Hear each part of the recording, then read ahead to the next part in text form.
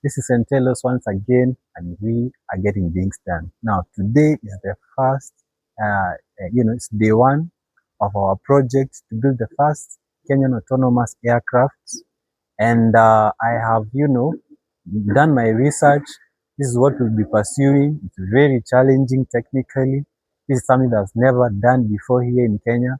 But guess who will do it? I will do it, and you will be my audience.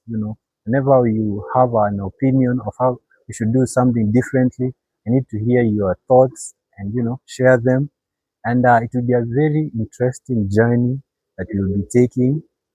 And I'm hoping to learn more and have fun as we do this project.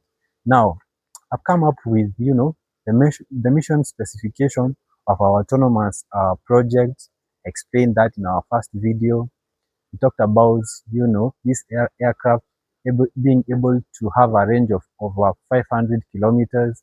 Remember, our ideal test trip will be from Nairobi to Nanyuki. Okay, and if we manage to build an autonomous aircraft that has a range of 500 kilometers, that means that aircraft will easily fly from here to Nanyuki. Okay, so I've come up with some numbers as real engineers. Okay, it's a very interesting endeavor and journey. I hope you enjoy. I hope you learn more. Well, this is my simple maths that I've sat down, researched, tried to look into how feasible our idea is, and we have to go to the basics of everything so that we can achieve something tangible. Okay, now our autonomous aircraft requirements will have these minimum requirements that we'll be working towards. And number one is the payload. As I shared in my first video, I'm looking to build an autonomous aircraft that can carry around 50 kilograms, okay, has a range of 500 kilometers, okay, and we are also trying to have an autonomous aircraft that has a top speed of 180 kilometers, okay.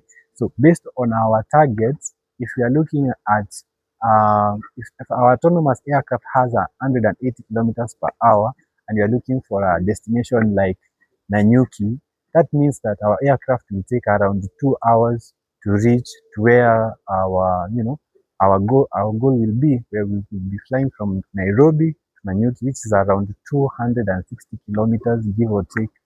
And it will be even shorter as we'll be we'll be flying, not driving. Remember, I've used the estimates of driving because I've never flown from here to Nanyuki. It will be a very interesting endeavor and journey. And remember, this is something that has never done before here in Kenya. Okay, so we'll also be consulting with the authorities, essentially Kenya Civil Aviation Authority. Again, this is something that has never done before, so we will be doing it for the first time. Okay, I don't know what will be their response, but we will walk through this journey together, and I'm hoping to learn a lot and make friends. And by the way, if you're in that space, usikazie sana, sisi ni vijana, we're trying to do something interesting, and share this idea with everybody else in Kenya. Okay, now another interesting feature of our autonomous aircraft is that we want our autonomous aircraft to vertically take off and landing. Now, we will not be needing, if we actually succeed, remember it's very difficult to build this autonomous aircraft. I have never done before. This will be my first time as I'll be sharing it with you. And I'm envisioning an autonomous aircraft that will actually vertically take off, okay, and then switch to the engines, and then now start cruising your top speed of around 180 kilometers per hour. So we are looking into an autonomous aircraft that can stay airborne for around, let's say, 2 hours. Okay, that will be good enough for us. Okay, and a cruising altitude of 500 to 1500 meters.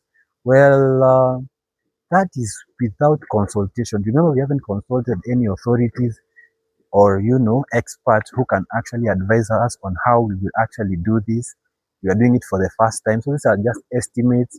I also don't know how safe cruising altitude of 1500 meters is. can always adjust depending with how we'll be advised. Remember, we will not do it by ourselves at some point after we have developed this autonomous aircraft because it will be illegal.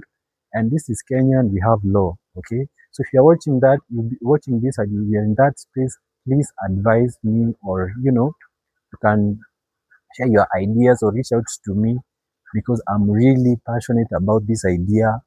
I'm gonna see it through by whatever means. Okay. Now I have walked you through the minimum requirements that we will try to achieve with our, our with our minds, and our your comments also and your criticism will be very important so that we can actually achieve this. Now, our autonomous aircraft, give or take, will be around 200 kilograms. Okay. Remember, we are working towards a payload of 50 kilograms. Okay. And then from there, that's an estimate. Essentially, I'm estimating to have an airframes of around 45 kilograms. Okay. It might be more, it might be less. I don't know. But that's an estimate, like a rough estimate that we are starting to work with. From there, we are also be working with, jet engines.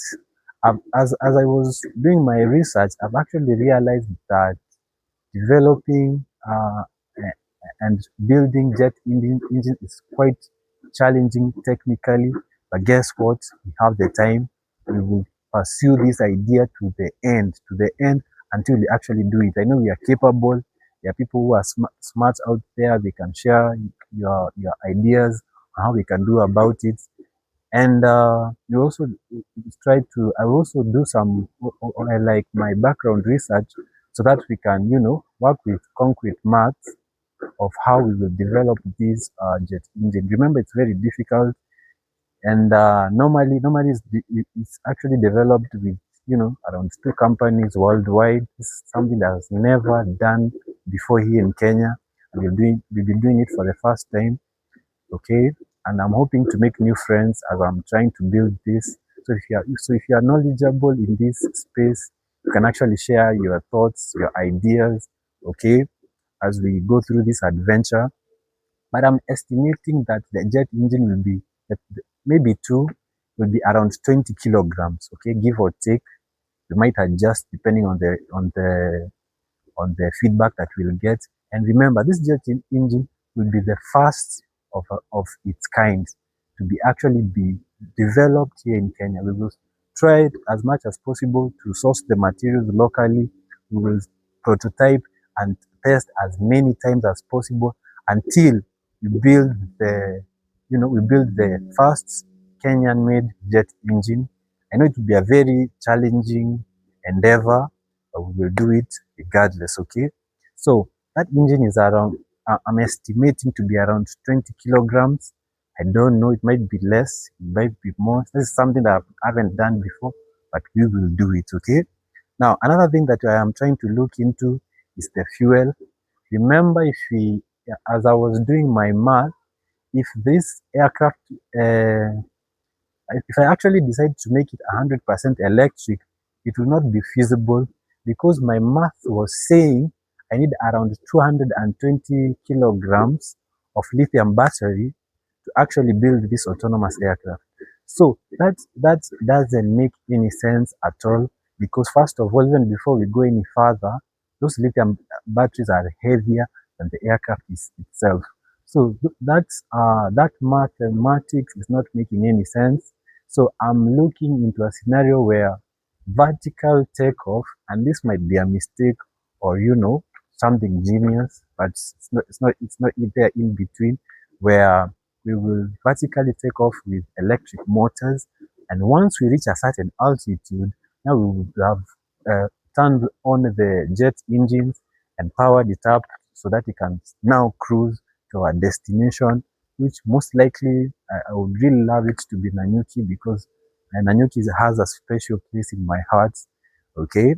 Now from there, also looking at the electronics of these autonomous aircrafts, give or take, let's give it around 8 kgs, 8 kilograms of all the electrical wires and the sensors and the telemetry and everything. You're giving it around 8 kgs.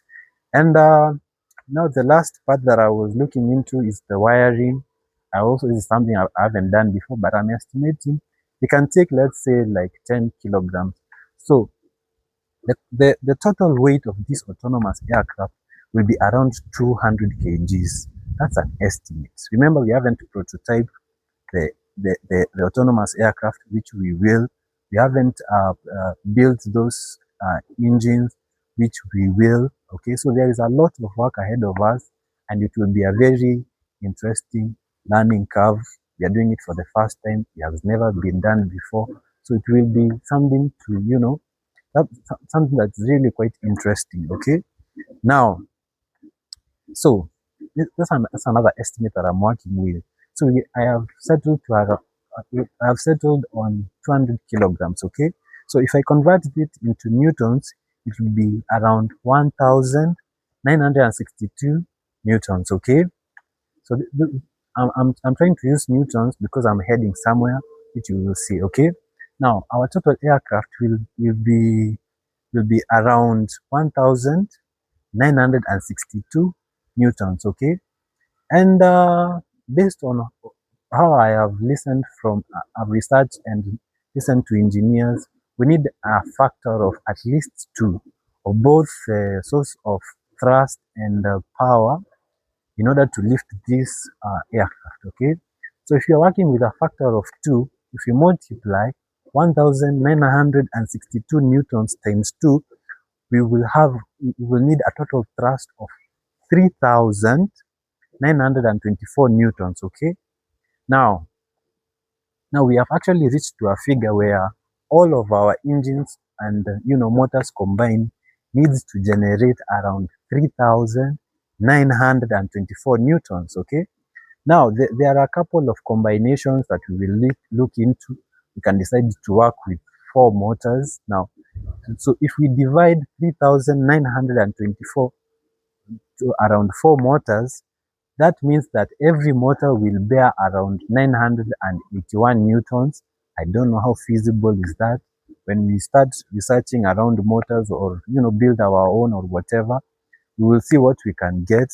If we divide 3,924 newtons among 6 motors, we will be working with around, each motor will need to generate around 654 newtons. Okay, that's around 67 kgs. Remember, 981 newtons, that's around 100 kgs worth of thrust. Okay, 100 kgs worth of thrust around, when it's divided amongst 4 motors. Yeah, so that's a very technically challenging endeavor. I don't know how we will achieve this, but it will be a very interesting journey. And we'll also come up with, interesting ways of how we will achieve this. Now, another possibility is we work with around 8 motors. Okay. Now, 8 motors, if we divide them with if we take the factor that we are working with, which is 3,924 newtons, divided by 8 motors, each motor will need to generate 490 newtons of thrust. Okay, that's around 50 kgs of thrust.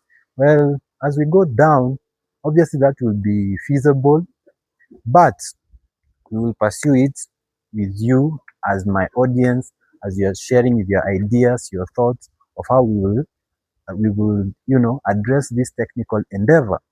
Now, from there is the hover power. Hover power, remember, our autonomous aircraft will be taking off vertically. Okay, so we need to calculate our hover power depending on the air density, which is around 1.225 kilograms. Okay, so if we look at the problem, the technical problem that we have right now, we're looking, we need to figure out how we will generate around 70 kilowatts of power so that it can sustain whatever motors that we will have.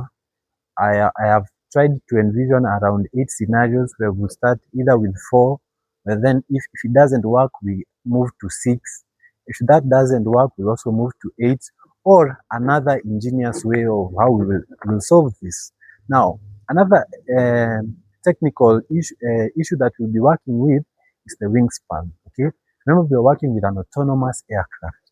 We need to generate lift. Okay, so based on the engineers in this channel, but they need to challenge my views. Really need to challenge my views because they are not perfect. You can add something in my this endeavor. The only thing that the only difference between me and you is that I have the courage. So you can also share your thoughts. We can discuss. You can DM me on WhatsApp. And maybe if my math is wrong and yours is correct, I will take yours because I am determined to do everything it takes to make this this challenge successful. Now, we have actually discussed about the hoover power, which where we need to generate around 70 kilowatts of power. I don't know how, but we will figure it out. It will be very interesting. Okay. Another thing is the wing size. Yeah, I was on the wing side by the way. Now, based on the lift equation, which I will display it here, engineers on these videos will understand what I'm talking about. But for the guys who are not engineers, if we do the math and we exchange those variables, we need a wingspan of around 1.62 meters squared in order to generate the necessary lift so that we can fly. Well, when it comes to prototyping, honestly, I haven't I haven't, decided on the design of the aircraft. Again, I will share it with you guys. You will walk me through, you will critique it, I will adjust it until we reach where we achieve our objective. So, but mathematically, based on my simple calculation, I'm looking to work with a wingspan of around 1.62 meters, and I can always adjust, based on our challenge and our objective. Remember, we are building the first Kenyan autonomous aircraft. This is our first time doing it. It has never been done before. It will be very interesting, and we will learn a lot as I share with this journey. Okay, this is a challenge. It's not a company. We're not trying to build a product. We're trying to learn as as as young people, and maybe we can stumble upon something good that will be beneficial for all of us. Okay, now I've talked about the wing size. That's around 1.62 meters. I also we also look into something called wing span. Now, 1.62 was wing size. Now we are looking into the wing span. Okay, so based on my rough estimate, but this is a rough estimate. We will really adjust a lot based on the results that we'll be getting. We will look into something called the aspect ratio, roughly around 10 multiplied by the wing size, and when you square root it, we are looking into 4 meters, 4 meters of wing size. Okay, that is very wide, but based on our goal, based on our challenge, we need to fly the first Kenyan autonomous aircraft from here to Nanyuki. Okay, so we are looking at a wingspan of 4 meters. Can always adjust depending on the results that we will get, and that will be interesting. Now, remember let me walk you through it, my imagination. Now we have developed this prototype aircraft, and now we need it to cruise. Remember, our channel is Nanyuki. I mean, no, not our channel really, but our destination is Nanyuki.